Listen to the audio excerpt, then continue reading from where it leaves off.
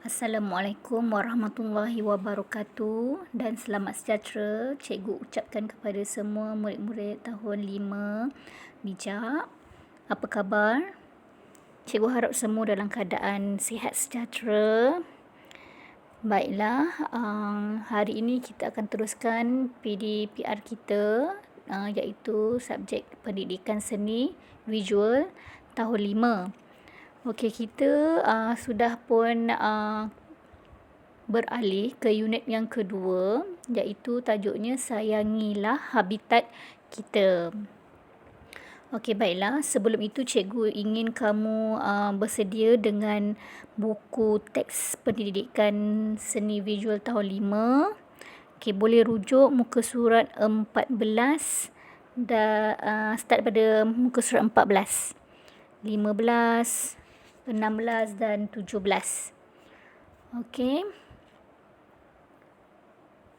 Okey, ini cikgu ambil daripada buku teks kamu. Okey, jika kamu masih ingat, tajuk sebelum ini ialah si putih menawan. Jadi, pelajaran lepas kita tekankan gabungan lukisan dan juga capan. Okey, so untuk tajuk yang unit 2 ini, Sayangilah Habitat Kita, kita akan menekankan gabungan poster dan montaj. Okey, apa itu poster dan juga montaj? Okey, cikgu akan terangkan.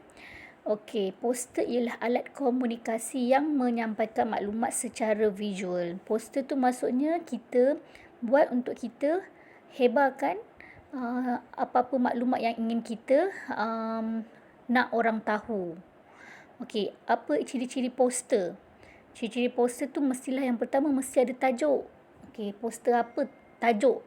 Kita punya poster bukannya kita boleh buat sesuka hati, tulis surat apa-apa, ayat apa-apa terus je kita cakap itu poster kita.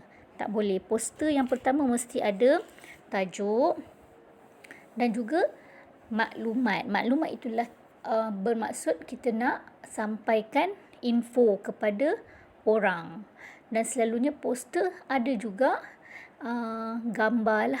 Okey, untuk menambahkan lagi konten yang ada untuk kita sampaikan maklumat.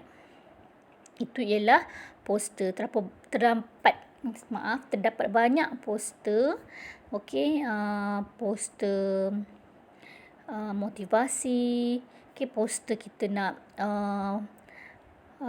cerita filem, okey, untuk mempromosikan filem. Okey, poster kempen, macam-macam lah. Poster iklan. Okey, itu poster. Seterusnya, okey, teknik montaj. Okey, apa itu teknik montaj? Okey, montaj merupakan teknik guntingan dan tampalan imej yang disusun mengikut tema. Imej-imej tersebut boleh didapati daripada sumber-sumber seperti yang berikut. Okey, yang montaj ni maksudnya kita mesti bila cakap tentang montaj, mesti dia ada menggunakan teknik guntingan, menggunting dan tampal. Bila dah gunting mestilah kita nak tampalkan. Okey, mesti ada tema juga. Kita tak boleh suka hati gunting.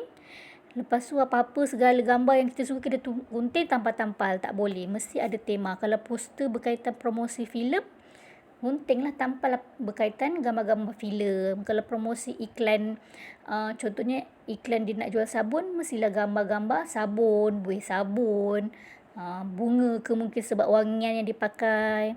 Tak bolehlah jual sabun awak tampal alat-alat tulis. Tak boleh.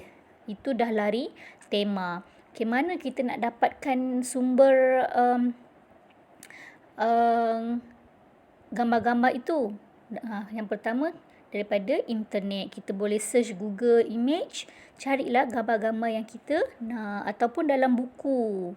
Buku-buku lama yang tak pakai.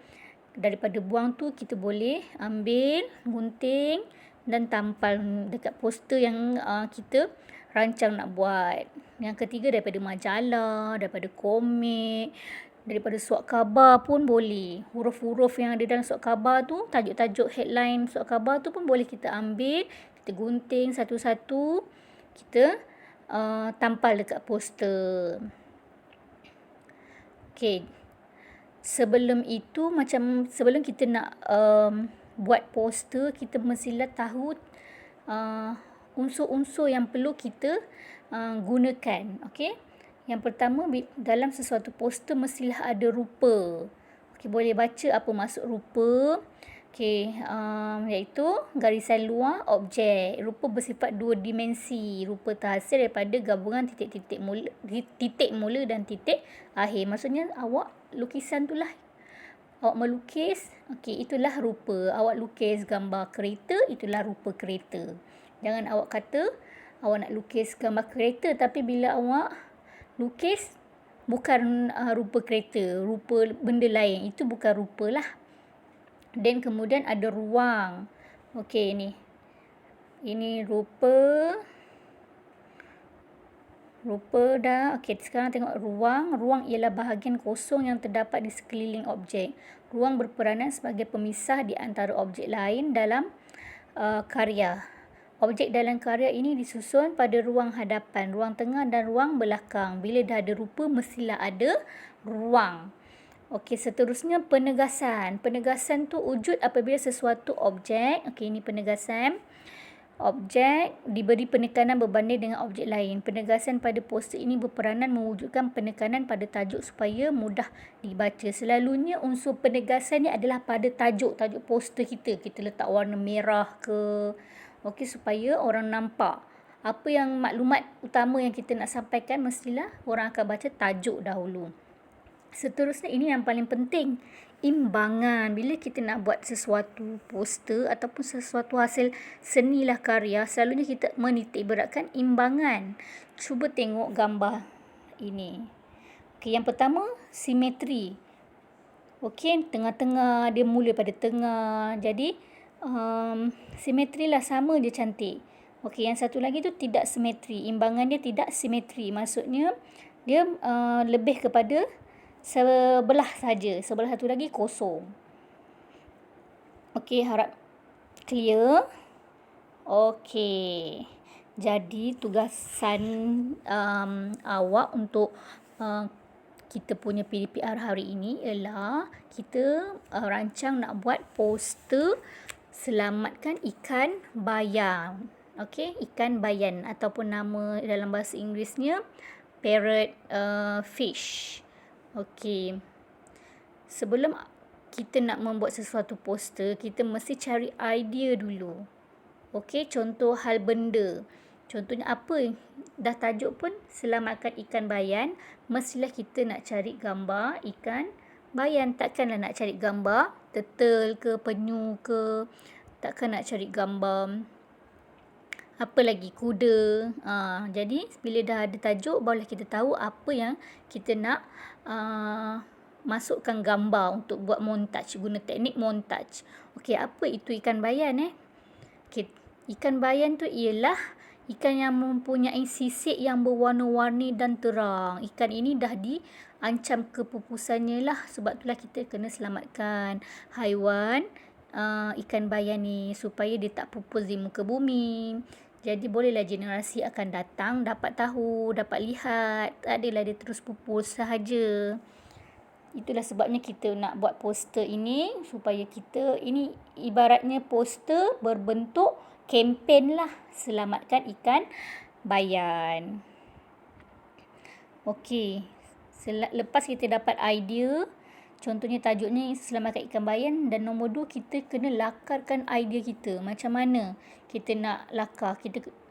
Bila kita nak dah ada idea, kita kena tentukan bahan yang kita nak guna. Kita nak cari dalam internet sahaja ke, kita print out warna, ataupun mungkin kita boleh usaha cari dalam majalah ataupun buku lama, surat khabar. Okey, semuanya kena ada perancangan nak bina poster.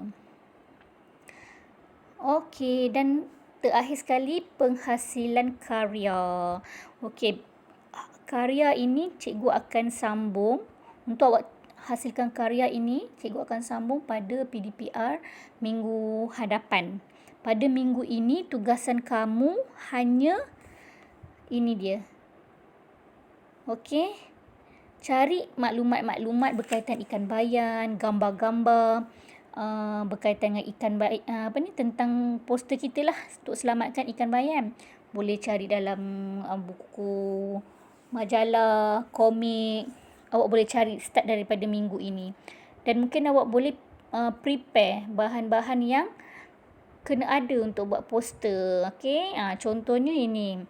Kena ada kertas lukisan lah. Of course nak buat poster. Ada cat poster. Kena ada berus, gunting, gam, pen warna ke, gambar ikan bayan. Mesti ada gambar ikan bayan. Tolong cari. Kalau tak jumpa di buku majalah, awak tolong Google. Okey. Majalah, surat khabar. Itu bolehlah. Majalah mungkin awak terjumpa gambar-gambar rumpai laut ke. Boleh gunting. Okey, surat khabar mungkin awak boleh ambil huruf-huruf daripada surat khabar, tampal. Okey, cikgu rasa itu sahaja pada hari ini. Okey, minggu depan baru kita hasilkan karya. Minggu ini cuma persediaan sahaja. Dan awak boleh lakarkan. Okey, macam mana poster yang awak nak buat. Okey, itu saja. Sekian, terima kasih.